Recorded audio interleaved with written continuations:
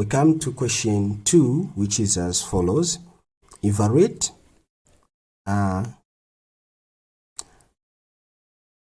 that number, which is 16 over 81, and that should be a number that is multiplied 4 times to get 16 and 81 respectively, raised to the power of 3.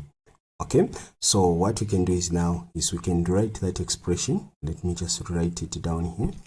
Okay, then we have got 4, then we have got 16 over 81, all of that raised to the power of 3. Okay, so what we can do is now we can do this. So what it means when you have 4 and the numbers there inside, what we are trying to do is we want to find a number that we can multiply 4 times to get 16. Okay, what number is that? So when you multiply 1 by 1 4 times, we're going to get 1. If we multiply 2 by 2 4 times, we'll get 16. So the number that we can multiply 4 times to get 16 is 2. So I'm going to write 2 there over. What number can we multiply 4 times to get 81? So we have 3. So if we say 3 by 3 times 3 give us 9, times 3 give us 27, times 3 give us 81. So 3. So we have 3 there, and then we do like this, raised to the power of 3.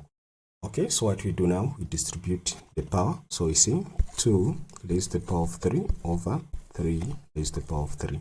So what it means here, we are going to multiply 2 by 2 by 2. So 3 raised to the power of 3 is the same as we multiply 2 3 times, which will give us 8.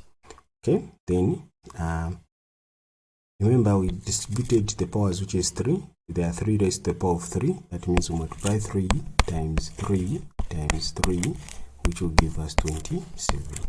Okay, so that means our final answer is going to be 8 over 27. Okay, so that is the answer that you recorded there.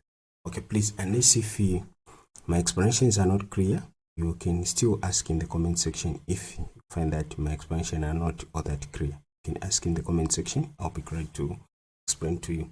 But basically that's how we go about this question.